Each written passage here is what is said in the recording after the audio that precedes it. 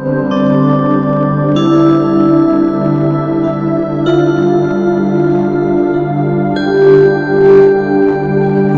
के महान चिकित्सक सुश्रुत चरक सृष्टि के आरंभ से ही मानव अपनी आयु तथा अपने स्वास्थ्य के प्रति सचेत रहा है।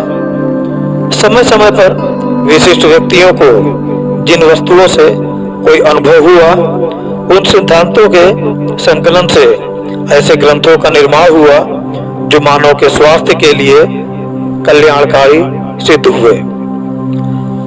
आयुर्वेद भी ऐसे ही एक प्राचीन चिकित्सा पद्धति है जिसमें स्वास्थ्य संबंधी सिद्धांतों की जानकारियां दी गई है। आयु संबंधी प्रत्येक जानने योग्य ज्ञान को आयुर्वेद कहते हैं।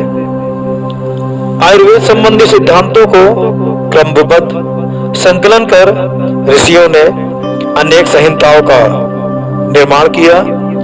इन संहिताओं में सुश्रुत संहिता, शल्य तंत्र प्रधान और चरक संहिता काय चिकित्सा प्रधान ग्रंथ है। इन ग्रंथों के रचयिता क्रमशः सुश्रुत तथा चरक हैं। उनके समय में न आज जैसी प्रयोगशालाएं थी, न यंत्र और न ही चिकित्सा सुविधाएं। अपने ज्ञान और अनुभव से उन्होंने चिकित्सा के क्षेत्र में ऐसे उल्लेखनीय कार्य किए जिनकी नींव पर आज का चिकित्सा विज्ञान सुदृढ़ता से खड़ा है। आइए चिकित्सा के क्षेत्र में पथ प्रदर्शक माने जाने वाले ऐसे ही दो महान चिकित्सकों के बारे में जाने। सुश्रुत। मध्य रात्रि का समय था। किसी के जोर से दरवाजा खटखटाने से सुश्रुत की नींद खुल गई। बाहर कौन है? वृद्ध चिकित्सक ने पूछा। फिर दीवार से जलती हुई मशाल उतारी और दरवाजे पर जा पहुंचे। मैं एक यात्री हूं, किसी ने पीड़ा भरे स्वर में उत्तर दिया। मेरे साथ दुर्घटना घट गई है, मुझे आपके उपचार की आवश्यकता है। यह सुनकर सुश्रुत ने दरवाजा खोला। सामने एक आदमी झुका हुआ खड़ा था। उसकी आंख से आंसू बह रहे थे और कटी नाक से खून। सुश्रुत ने कहा, उठो बेटा, भीतर जाओ, सब ठीक हो जाएगा, अब शांत हो जाओ। वह अजनबी को एक साफ सुथरे कमरे में ले गए। शल्य चिकित्सा के उपकरण दीवारों पर टंगे हुए थे।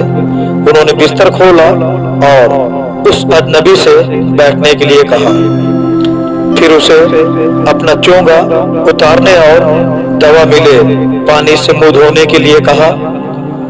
चिकित्सक ने अजनबी को एक गिलास में कुछ द्रव्य पीने को दिया और स्वयं शल्य चिकित्सा की तैयारी करने लगे। बगीचे से एक बड़ा सा पत्ता लेकर उन्होंने अजनबी की नाक नापी। उसके बाद दीवार से एक चाकू और चिमटी लेकर उन्हें आग की लौ में गर्म किया। उसी गर्म चाकू से अजनबी के गाल में कुछ मांस काटा। आदमी कराहा, लेकिन उसका दर्द नशीला द्रव्य पीने से कुछ कम हो गया था। गाल पर पट्टी बांधकर सुश्रुत ने बड़ी सावधानी से अजनबी की नाक में 2 नलिकाएं डाली। गाल से काटा हुआ मांस और दवाइयां नाक पर लगाकर उसे पुनः आकार दे दिया। फिर नाक पर गुगुची व लाल चंदन का महीन बुरादा छिड़क कर हल्दी का रस लगा दिया और पट्टी बांध दी। अंत में सुश्रुत ने उस अजनबी को दवाइयों और बूटियों की सूची दी जो उसे नियमित रूप से लेनी थी।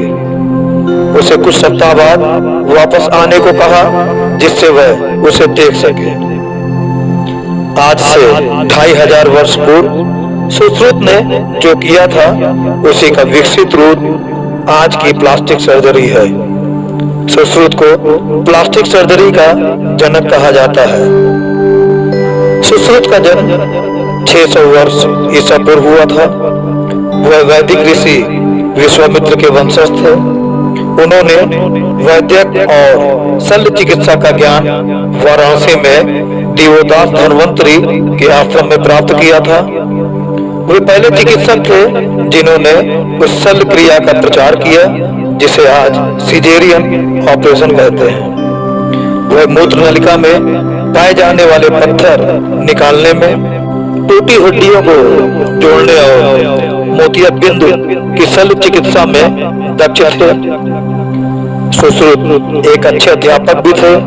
उन्होंने अपने शिष्यों से कहा था, अच्छा वैद्य वही है जो सिद्धांत और अभ्यास दोनों में पारंगत हो। वे अपने शिष्यों से कहा करते थे कि वास्तविक शल्य चिकित्सा से पहले जानवरों की लाशों पर शल्य चिकित्सा का अभ्यास करना चाहिए। अपनी पुस्तक सुश्रुत संहिता में उन्होंने विभिन्न प्रकार के 101 चिकित्सा उपकरणों की सूची दी है। आज भी उन यंत्रों के समान यंत्र वर्तमान चिकित्सा प्रयोग में लाते हैं। वह चिमटियों के नाम उन जानवरों या पक्षियों पर रखते थे जिनकी शक्ल से वे मिलते थे, जैसे क्रोकोडाइल, फॉर्सेप्स, हार्टबिल, फॉर्सेप्स आदि। चरक। प्राचीन काल में जब चिकित्सा विज्ञान की इतनी प्रगति नहीं हुई थी, गिने चुने चिकित्सक ही हुआ करते थे। उस समय चिकित्सक स्वयं ही दवा बनाते, शल्य क्रिया करते और रोगों का परीक्षण करते थे। तब आज जैसी प्रयोगशालाएं, परीक्षण यंत्र व चिकित्सा सुविधाएं नहीं थी। फिर भी प्राचीन चिकित्सकों का चिकित्सा ज्ञान व चिकित्सा स्वास्थ्य के लिए अति लाभकारी थी। 2000 वर्ष पूर्व भारत में ऐसे चिकित्सक चरक हुए हैं जिन्होंने आयुर्वेद चिकित्सा के क्षेत्र में शरीर विज्ञान, निदान शास्त्र और भ्रूण विज्ञान पर चरक संहिता नामक पुस्तक लिखी। इस पुस्तक को आज भी चिकित्सा जगत में बहुत महत्व दिया जाता है। चरक वैशंपायन के शिष्य थे। इनके चरक संहिता ग्रंथ में भारत के पश्चिमोत्तर प्रदेश का ही अधिक वर्णन होने से यह भी उसी प्रदेश के प्रतीत होते हैं। कहा जाता है कि चरक को शरीर में जीवाणुओं की उपस्थिति का ज्ञान था, परंतु इस विषय पर उन्होंने अपना कोई मत व्यक्त नहीं किया है। चरक को आनुवांशिकी के मूल सिद्धांतों की भी जानकारी थी। चरक ने अपने समय में ये मान्यता दी थी कि बच्चों में आनुवांशिक दोष जैसे अंधापन, लंगड़ापन जैसी दिव्यांगता माता या पिता की किसी कमी के कारण नहीं, बल्कि डिंबाणु या शुक्राणु की त्रुटि के कारण होती थी।